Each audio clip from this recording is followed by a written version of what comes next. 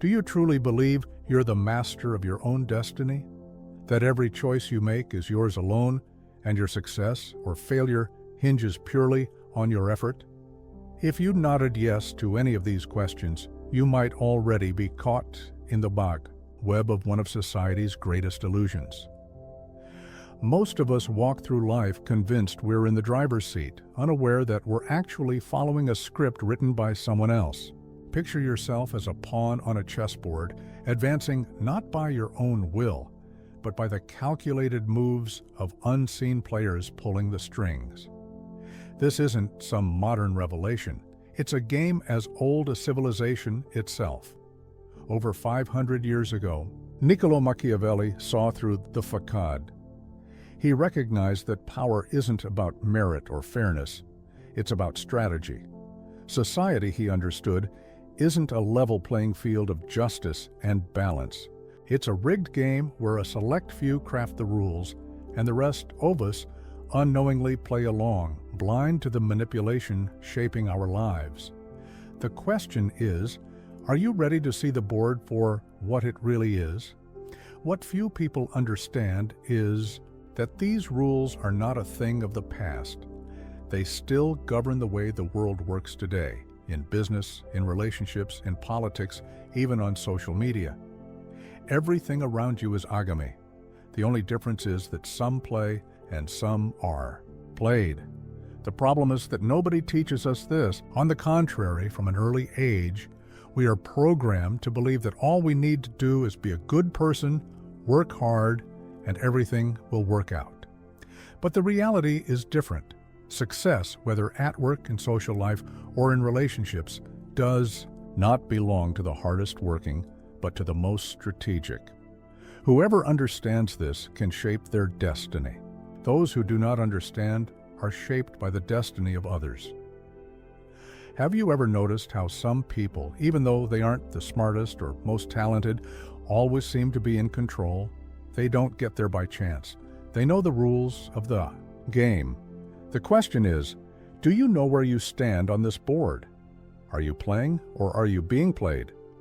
Throughout this video, we'll explore the hidden dynamics of the social game, revealing how to identify your role, how to avoid being manipulated, and most importantly, how to turn the tables in your favor.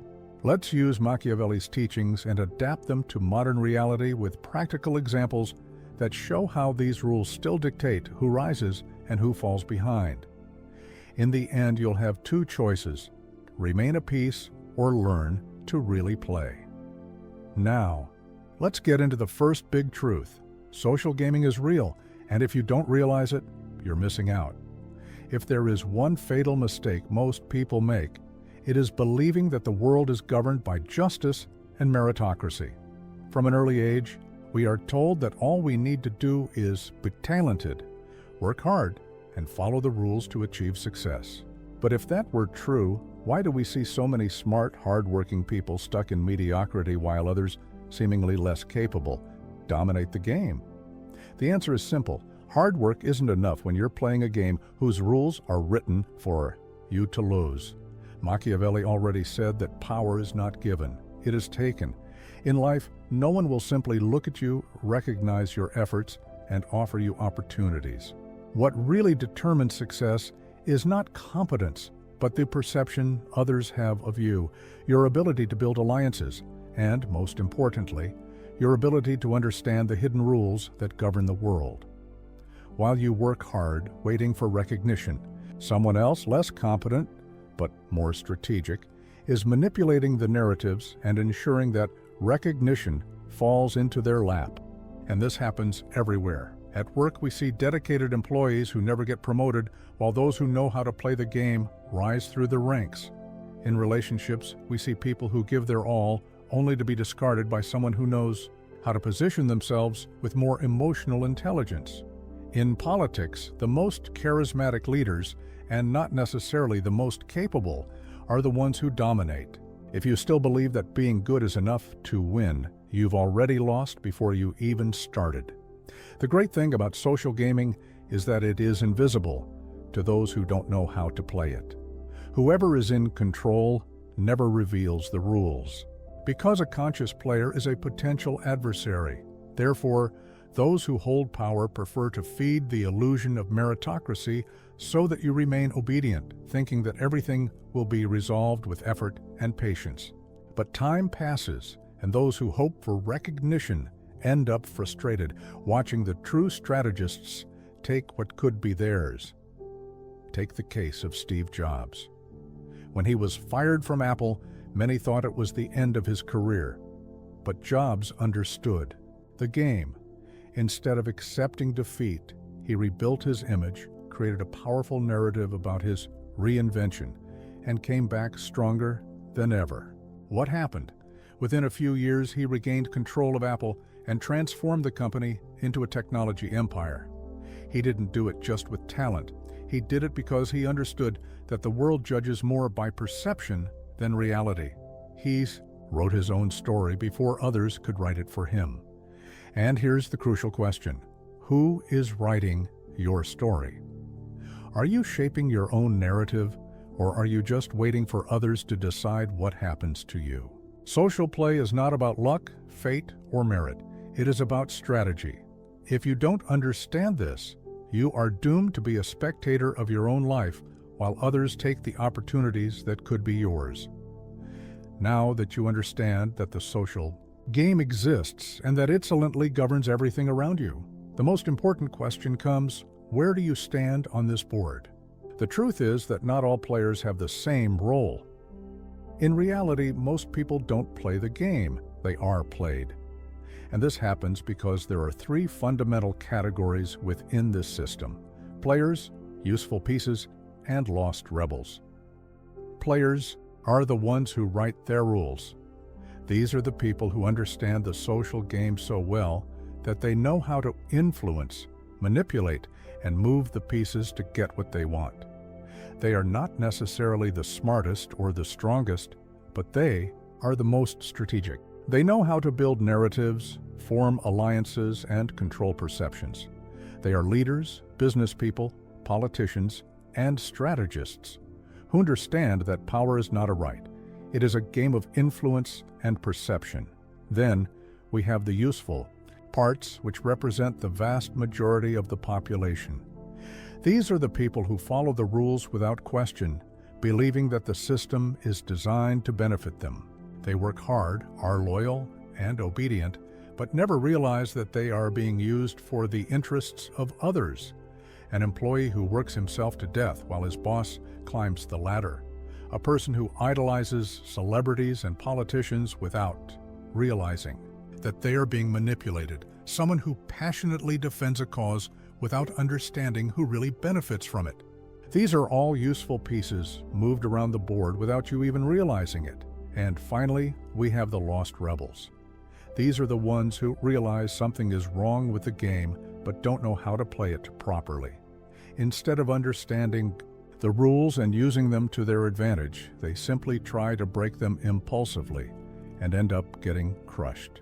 They are the employees who try to challenge a powerful boss without having enough leverage, the activists who scream against the system without strategy, or the people who try to expose stronger players without realizing that this only makes them more vulnerable. History is full of examples of people who tried to challenge the game without strategy and were eliminated before they could even make an impact. But how do you know which of these categories you fall into? Simple. If you think being good is enough to win, you're a piece. If you feel like you're always being manipulated, that others get what they want while you're left behind, that your achievements seem to depend on the permission of someone more powerful, then you're playing on the wrong team. See how real players act. Politicians and CEOs don't make decisions based on morality. They make decisions based on strategy.